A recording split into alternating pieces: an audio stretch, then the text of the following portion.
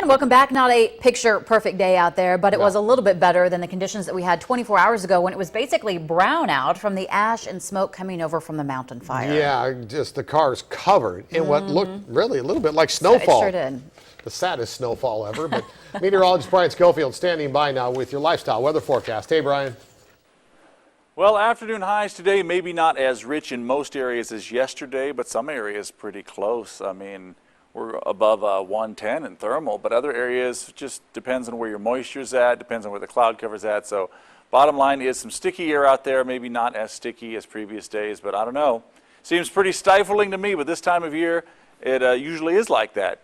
The bulk of the thunderstorms still out toward the east, so we don't have to worry about those yet, but it's that southerly flow, and you can see a little stronger of a southerly flow starting to seep in. That'll help push a lot of that smoke out of the way, certainly out of the valley, where it could settle in quite nicely and reduce visibility down to maybe a couple miles. Either way, low pressure will track in, help to really bring up that moisture. It all marches over toward the west, and that'll bring us better chances for some thunderstorms outside the valley into the 90s to maybe low 100s, let's say in Cabazon. Thousand Palms tomorrow, a little warmer, 108 degrees there. Joshua Tree National Park, maybe closer to 100, not quite there, but maybe closer to that number there, upper 90s.